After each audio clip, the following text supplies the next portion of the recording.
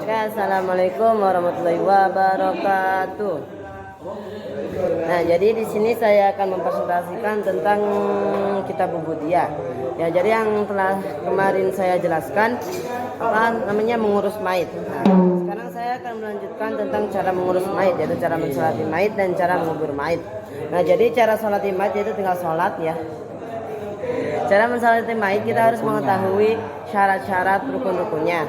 Nah, jadi yang pertama itu adalah syarat-syarat sholat maid.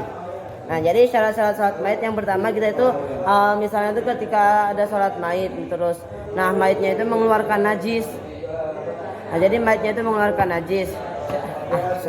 Nah, maidnya itu mengeluarkan najis, maka menurut hukumnya itu apabila apa namanya? Ya, menurut hukumnya itu apabila sholatnya belum selesai maka itu diharuskan membersihkannya. Tetapi apabila sholatnya telah selesai kemudian maidnya itu mengeluarkan najis, nah maka itu disunahkan untuk membersihkannya. Tetapi ada yang mengatakan bahwa itu diwajibkan untuk membersihkannya. Kemudian lanjut yang kedua, orang yang mensolati.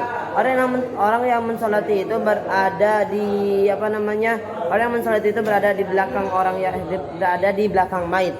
Nah, jadi betul benar.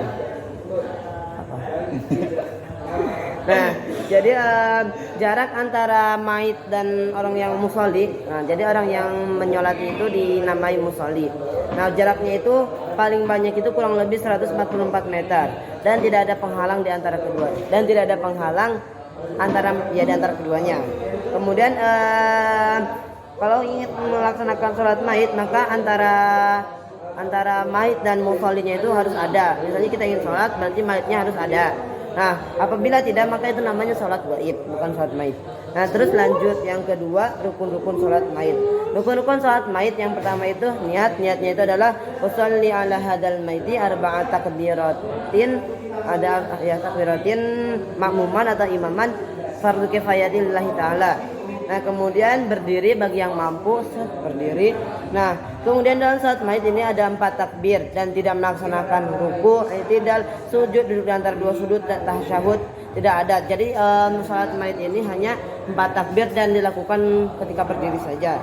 Nah, yang pertama adalah takbir pertama. Allah itu sambil niat Allah sholli Usolli hadal maiti ya. Usolli ala hadal maiti arba'at takbiratin. Usolli ala hadal maiti arba'at takbiratin. Fardhu kifayati lillahi ta'ala. Allahu akbar, kemudian baca Al-Fatihah. Waladhdallin, amin. Itu di dalam hati. Waladhdallin, kemudian takbir kedua Allahu akbar, membaca sholawat. Baca salawat Allahumma shalli ala sayyidina Muhammad wa ala ali sayyidina Muhammad kama shallaita ala sayyidina Ibrahim wa ala ali sayyidina Ibrahim wa barik ala sayyidina Muhammad wa ala ali sayyidina Muhammad kama barakta ala sayyidina Ibrahim wa ala ali sayyidina Ibrahim fil alamin innaka Hamidum Majid. Kemudian yang takbir ketiga sama takbir keempat itu membaca doa.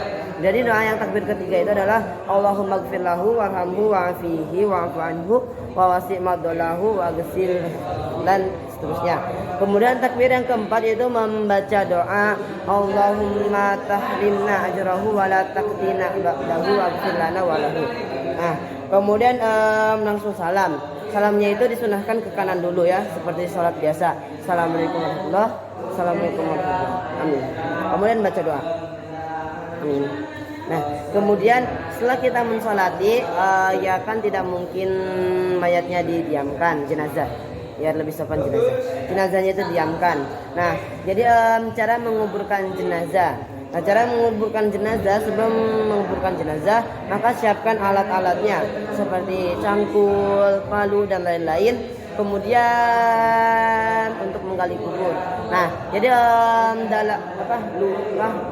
panjang lebar dalam kuburan.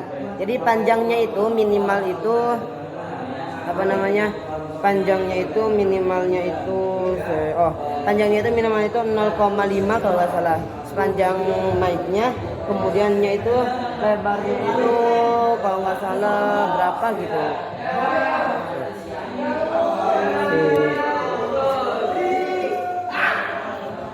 Jadi kalau lebarnya itu kalau nggak salah itu kurang lebihnya itu 1 meter ya. Lebarnya itu kurang lebih itu 1 meter. Sedangkan dalamnya, nah jadi dalamnya kuburan itu kurang lebih itu misalnya ini, saya berdiri kemudian angkat tangan. Nah berarti segininya set. Nah berarti apa dalamnya kuburan itu segininya. Nah kemudian pelepasan jenazah. Jadi pelepasan jenazah itu yang pertama itu apa namanya, sanak keluarganya itu mengucapkan misalnya itu meminta maaf atas kesalahan jenazah yang telah dilakukannya. Kemudian apa namanya, mengucapkan pengalihan utang piutang kepada ahli waris. Yang jadi misalnya itu si A meninggal, kemudian si B itu mengucapkan misalnya dia itu punya utang ke si D.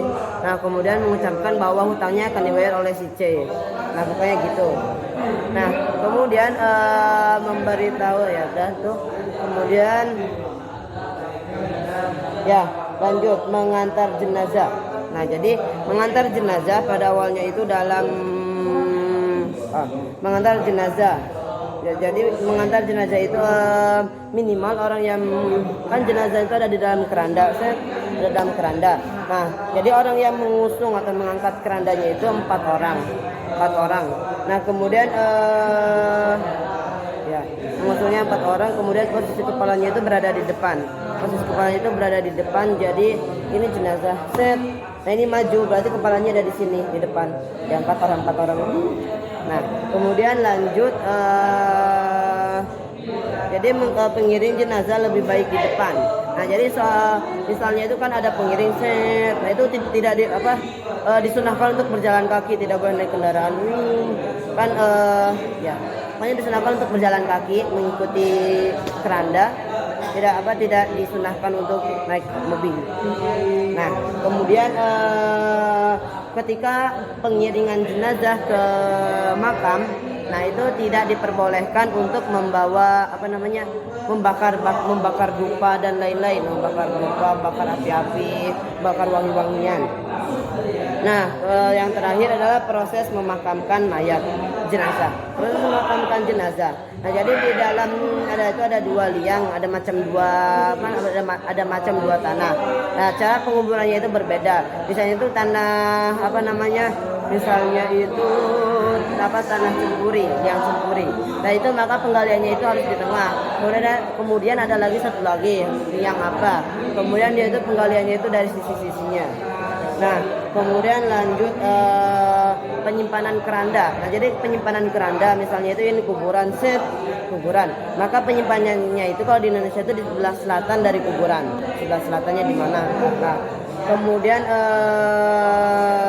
kemudian jenazah dikeluarkan diangkat oleh minimal dengan miring. Nah jadi minimal itu oleh 3 orang, satu memegang kepala, satu memegang lambung, dan satu memegang kaki. Kemudian diserah terimakan kepada yang ada di kuburan, yang ada di dalam kuburannya itu set. Nah itu juga 3 orang, dari kepala, lambung, dan kaki. Kemudian diletakkan ya. Kemudian setelah itu seorang pemberi itu disunahkan membaca doa, dan seorang penerima juga disunahkan membaca doa ketika meletakkannya. Kemudian setelah diletakkan, maka jangan lupa membuka tali yang ada di muka. Kemudian ya itu. Oke, sekian saja dari saya. Kurang lebihnya mohon maaf. Wassalamualaikum warahmatullahi wabarakatuh.